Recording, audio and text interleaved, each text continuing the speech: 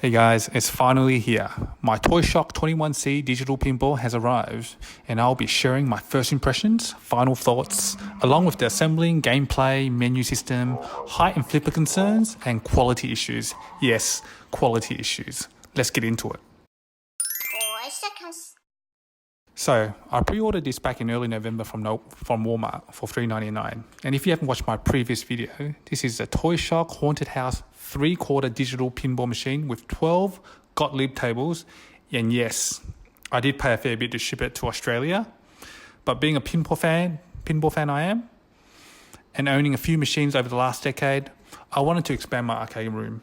But the prices of the mechanical pinballs have skyrocketed over the last 5 to 6 years. So once I saw this for the price point of $3.99, I had to give it a go. As I mentioned in my last video, there will be pinball purists, both mechanical and virtual, that will hate on this like it's a crime. But for the most, like me, who always have vivid memories of playing in the arcades as a kid, having such affordable pinball with multiple tables really fulfills the dream of having an arcade at home. Packaging is pretty good. Considering it was shipped from China to US and then US to Australia, it pretty much had no transit damage. The 4 legs included is decent quality. I put them against my Williams pinball legs and they are identical in size. The reason why I didn't go straight into the assembling of the unit is because mine had quality issues. Quality issues with the backboard, or depending on how you see it, the issue was with the main unit. Let me show you why. You can see that something has been scratching it and eating the plastic on the molding. I'm not sure if this is T-molding or plastic glued to the box, but at the moment, looking at it, it is an eyesore when playing the machine because it's right in your face. During further investigations, I realized the damage on the backboard was caused by a nail sticking out from the main unit on the underside. And this is where the backboard was placed on top when packaged. Despite the quality issues, the backboard does look amazing and the artwork is on point. Before I move on to assembling, I did encounter more minor QC issues on the main unit. It is not a big deal as it's minor and on the back side, but I do want to point this out. If I was in the States, I would have returned it back to Walmart purely for the front damage alone. However, I don't have that luxury here and it's something I have to put up with, or until I come up with a solution to hide it, fix it or repair it. So if anyone has any suggestions on how to fix this, please let me know in the comments below. So building a unit was very straightforward. It only took me around 10 minutes. Quite a different experience in comparison to an arcade 1-up, which can take up to 1 hour, especially with the monitor mount. So this was an excellent experience. It's just a matter of attaching the legs, connecting the backboard wires to the main unit, bolting it down and then plugging it in and you're ready to go. So here it is, the end experience. And just to recap, this is a 24-inch monitor with 12 games. And to the right is the plunger, which is a cool feature to mimic a real pinball. Flippers and nudge buttons on both sides with additional nudge at the front, and that nudge also acts as a select button, while the yellow button in the middle is the option button. One thing I did notice when I powered on the machine was the boot up time. Here is a sequence and I'll let you be the judge.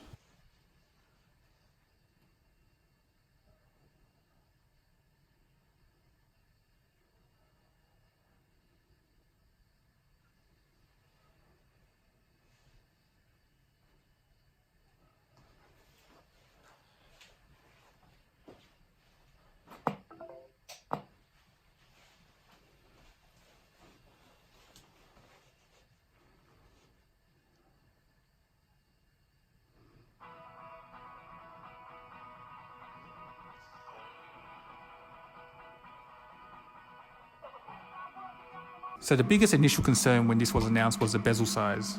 And yes, it's big, it seems oversized, but Toyshock has come and said it was intentional as they had kids in their mind when designing this.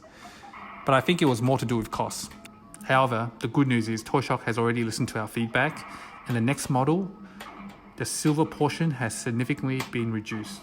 So we'll have to wait and see how that looks when the spoilers become available soon, hopefully. So the next topic I would like to cover is what I believe the difference between this product going to the masses or not. It's the flipper delay or latency or lag. When I first played it, straight away I was impacted by the lag and had to adjust my reaction to compensate for it. Some games are more noticeable, while some games such as Haunted House and Class of 1812 is minimal. Other owners has reported significant lags with games such as Going Nuts. As you can see, the lag is not that bad, and it's still playable. So the lag delay may vary from board to board, it seems. So moving on to the menu system, each game has the ability to pause. There is an option for volume and HUD, view high scores, access instructions via the standard goals, and also call the attendant, which I have yet to use. The HUD is a cool feature, as I've realised due to my 6'1" height, staring at the backboard to check my score during gameplay was not feasible, as that required excessive head movement. But the HUD is a genius feature to fix this, as I found myself turning the feature on for all tables. It was also reported that high scores were resetting, and I've tested this over the last few days and have yet to replicate this problem. I've tried switching the machine off at various points during the game, in the menu, but my high scores were retained. A good thing for me, but this could be just a case-by-case basis due to a small fault on each board, possibly. The main menu itself is very easy to navigate and simple to use. The 12 games are Going Nuts, Haunted House, Victory, Bone Busters, Light Cameras Action, Class of 1812, TX Sector, Big Shot, El Dorado, Centigrade 37, Black Hole, and Jack's Open. It was also reported the volume setting didn't get saved, which I have confirmed is the case. Volume always resets back to 40%, which is not that bad, but it would have been great if it retained the settings.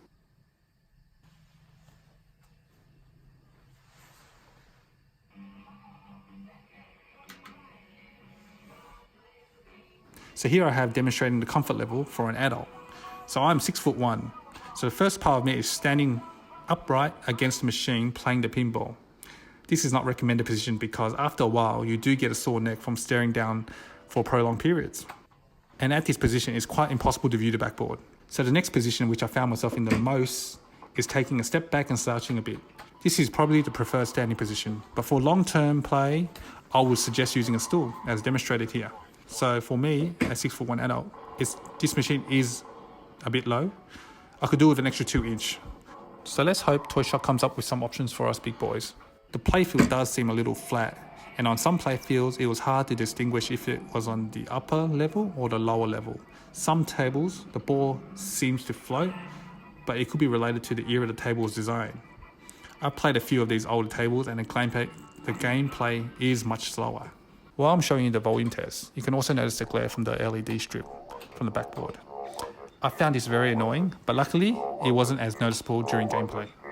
I've included a quick gameplay of all 12 tables, and for most the lag is manageable, but you can see from my gameplay my flipper reaction is always delayed, and this is from someone that regularly plays a mechanical pinball. So an adjustment is required if you have that background. I don't have much experience with virtual pins, so I can't comment on that. So what is my final thoughts? There will be parents and grandparents willing to pay the money to bring the family together and play this game. I can see this being a hit at parties. What about the mass market? What about you who's watching this? The truth? Though many of the reviews has given this the thumbs up and accepted its shortcomings as it's just a toy, that is correct. It is a toy by design and confirmed by Toyshock on the fan page. But for Toyshock to succeed in the home arcade market, like Arcade 1-Up, they need to address who is their targeted audience. To put it blunt, they may have an identity crisis. Toyshock does have a history of creating kids' toys, such as remote control cars. A very similar history to Tastemakers, the owners of Arcade 1-Up. So I'm keen to see how Toyshock responds with their Wave 2, because if they address their audience, the improvements will come. And with the rumours of newcomers in the 3/4 scale digital pinball appearing in 2020, they need to capitalise their head start. Price point and working within its parameters, so I'll put it out there. I personally believe if they can address the majority of the issues such as the flipper lag, screen and bezel size, and the height, I'll be happy to pay $4.99. Even at $4.99, that is still affordable in comparison to other virtual pins out there. Let me know what you think. Do you agree? Are you willing to pay the extra $100 for Toyshock to fix those issues and have a better experience?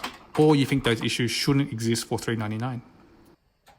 As I mentioned earlier, the reviews out there has accepted its shortcoming, saying it's good for its price, it's a toy, fun for a few months. But if they listen to the audience and implement the feedback suggested by the fans, that will be completely different because it's all about the experience. And in such games like pinball where timing is key, we shouldn't have to compromise. Overall, it's a great machine and I hope it becomes easily accessible worldwide. Though mine came with quality issues, I would be lying if I said it was okay. Because the truth is, I am disappointed that mine had a huge scratch on the front board and will be an eyesore that I can't hide. Ignoring the unfortunate QC issues, the overall experience has been good. I've enjoyed playing it once I've adjusted to the lag. The kids and wife love it. The replay value is awesome. If you take it for what it is, a toy pinball for family and kids, you won't be disappointed. However, if you take it for what you want it to be, you may be hoping a bit more than what was delivered. Not saying it's a bad thing because the price point is really the attractiveness here.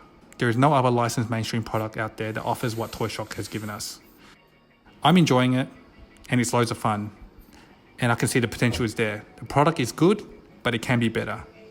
Nevertheless, kudos to Toyshock and I hope they keep taking steps in improving the product to what the fans want. And Toyshock, if you're watching, I really want that Street Fighter 2 Gottlieb cab. Make it happen. Thanks for watching guys. I hope you like the new channel format as I'll be moving towards more boys toys. If you haven't yet, hit that subscribe button and turn on notification because I'll be dropping more content soon and hopefully some Toyshock and Arcade 1UP CES spoilers next.